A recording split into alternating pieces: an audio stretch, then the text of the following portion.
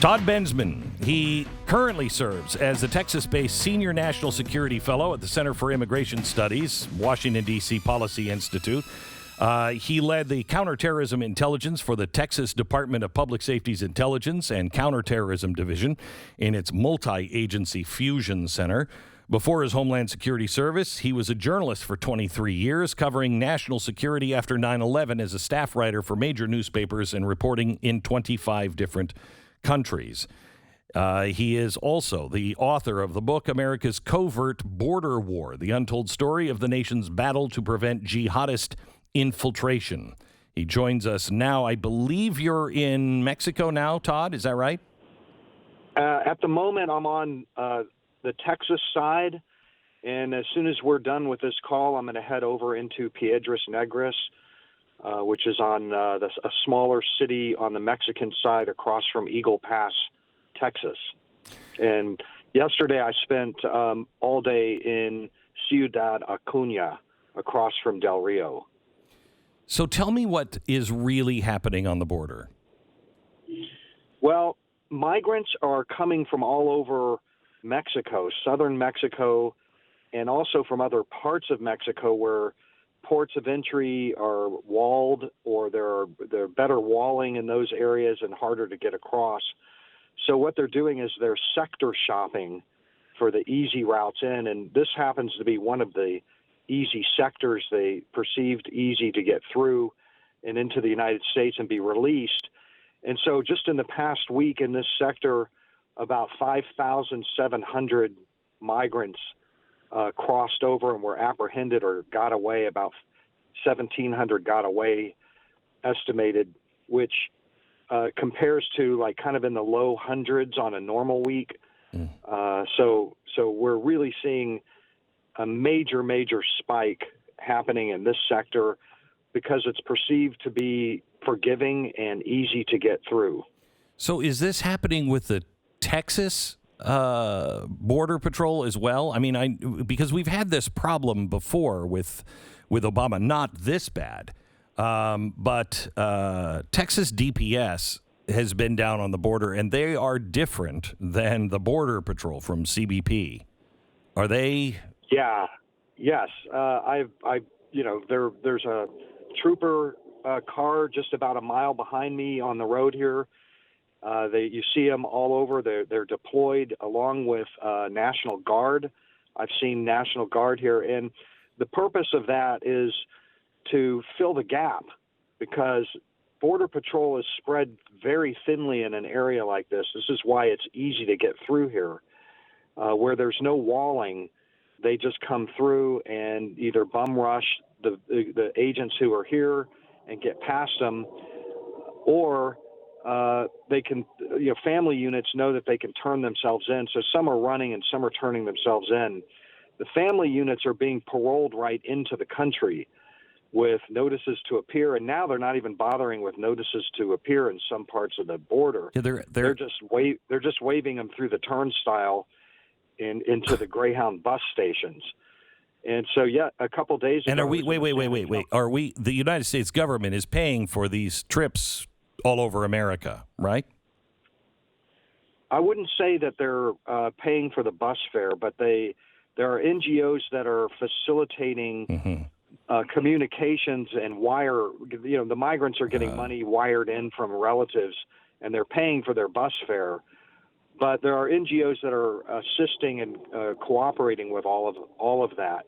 But you've got DPS is here and National Guard, and what happens is they can catch migrants. They can't hold them for long, and they call Border Patrol, comes and picks them up. So it's really good to have them here. Okay, so we have noticed a difference. We have good relationships with the Border Patrol, and we're getting a total blackout. People won't talk to us, and it is leading us to believe that there's something happening here on the border, and nobody wants to talk about it. Is that just me being me, or are you experiencing kind of a blackout as well? Total blackout, Glenn. This is unusual. Look, I mean, let's just face it. the Biden administration caused all of this with their campaign rhetoric during the campaign, and then their very first moves were to just open the border wide, reinstitute catch and release. The migrants that I talked to over there on Mexico's side all tell me, to a man and woman, that the reason that they came now was to take advantage of Biden's policies. And it's embarrassing to the Biden administration. They don't want people to see this. They'll tell you privately that that's what it's all about. And they don't want to advertise what they've done and what they're going to be doing. And I think that, you could get the story without their cooperation. I didn't even bother after the first couple of phone calls. I saw that this thing was going nowhere. There was going to be no embedding and no interviews with Border Patrol. But I'll tell you this, Glenn, I've got a lot of Border Patrol agents, all from California to the Gulf of Mexico, who do talk to me on a regular basis, and I know what's going on, at least through their eyes. But the most important thing is that you can see it through the eyes of the migrants if American reporters would just bother to interview them.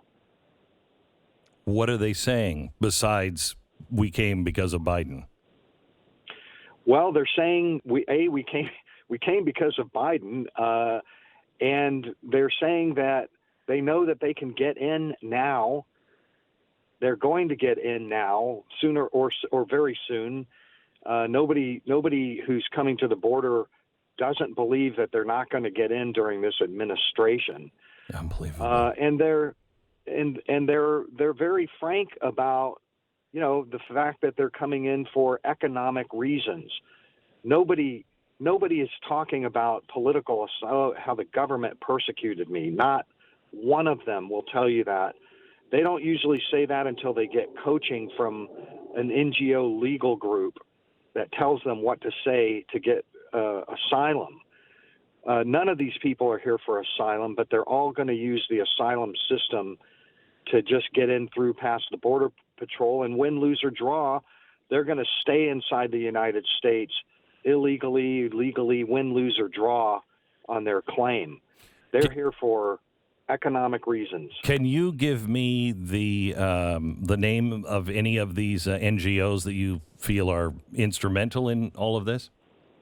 Raices, if I'm pronouncing that right, is a key one. They're a legal support group, and they are all over this. They're on both sides of the border. That's one that immediately comes to mind, and I can get in touch with you after the show please and, do. and shoot you some other ones. But, there's a – yeah, go ahead. We had the pictures that came out yesterday, and we tried to get a hold of anyone yesterday. We were completely ghosted on, that's not usual.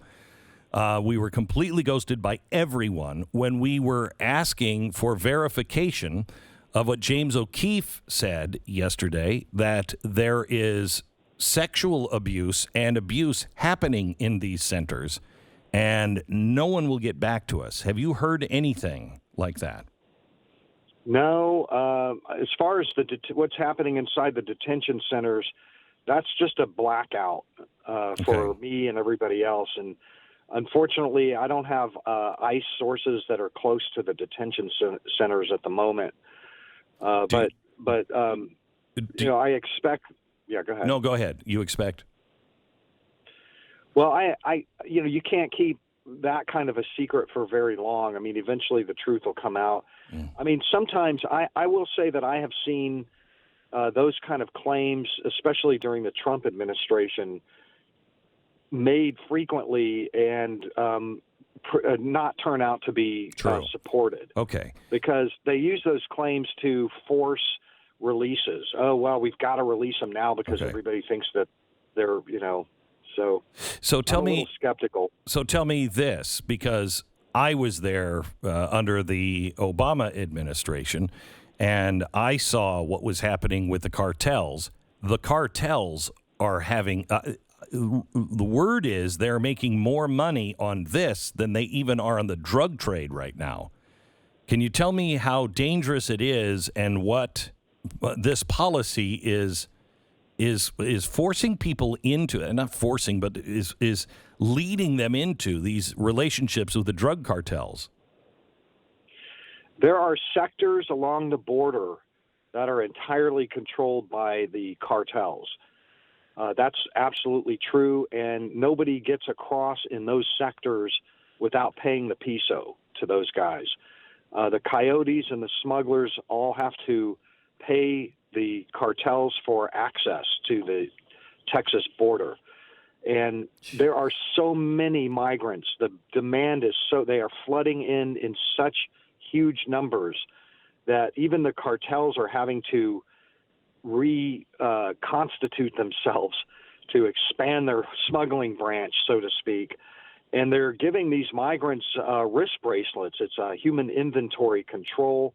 That's actually happening down, especially in the Rio Grande Valley sector and Laredo sector now, where you have to prove that you've paid by wearing one of these wristbands. They're numbered, which indicates a registration system on the Mexican side.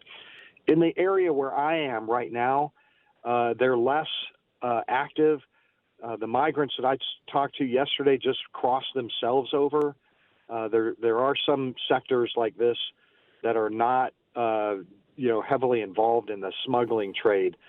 But as I said, migrants are shopping for the easy routes in. So they're coming to this sector in increasing numbers, and it's just a matter of time before the cartels assert themselves over here in this one, too. Let me ask you about the cartels. How much does it take? I've heard anywhere from $2,000 to $20,000 to get people over. How much money is it actually taking for people to have their kids or their families smuggled over? So it ranges in price, of course, by nationality and location. So in the RGV right now, the Rio Grande Valley sector, the demand is so strong that the prices have gone up, of course, and it's $2,500 for a Mexican or Central American individual just to cross the river. We're not talking about the money that it costs to get from Guatemala and through the southern part of Mexico. So how are all of these people affording $2,500 on top of what they've already spent? It gets worse. I mean, if you're from Africa, remember, there are migrants coming from all over the world. Africa, the Middle East, we got Yemenis coming through. Great. Iranians just hit the border in Arizona. We can talk about that. My book, America's Covert Border War, is all about that kind of migrant. Those guys are paying $9,000 a head. If you're from an Arabic Arabic-speaking country, you're paying $9,000. If you're from Africa, $5,000.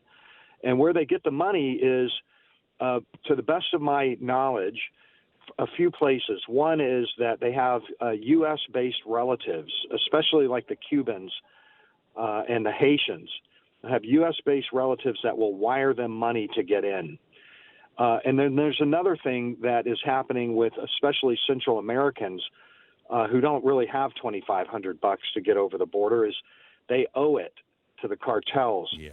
So they have to give the names of their family members, cell phones that are called to prove that the family member answers, home addresses and that sort of thing. And if they don't pay the price, then there are repercussions or the threat of repercussions against family members. And that's kind of a kind of an indentured servitude, a kind of a slavery. It's a terrible thing that's happening with that. And then also people in the home countries will raise money. Relatives in home countries like Bangladesh or Syria will raise money and get it here, because if they can get somebody anchored in here, then their relatives will come in under chain migration. Okay. So it's a great investment for somebody in northeast Punjab in India or Pakistan. We have lots of Pakistanis that cross. I'm about out of time. I've got about 2 or 3 minutes. Tell me about the Iranians that have just crossed. Yeah, well, we had 11 Iranians cross in Arizona. They were apprehended. We had 3 Yemeni migrants on the terror watch list that crossed in New Mexico, and a Serb who crossed in New Mexico, who also is on the terror watch list.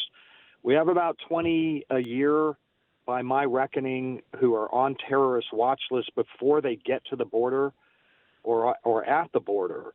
And what typically happens this is way longer than a minute, but there's supposed to be security investigations that happen inside the detention facilities. FBI and ICE intelligence and DIA and intelligence community agencies are supposed to be on this.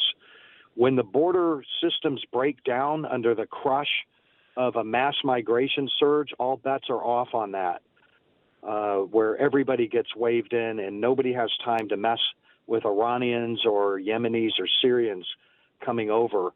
And I'm very concerned about that, Glenn.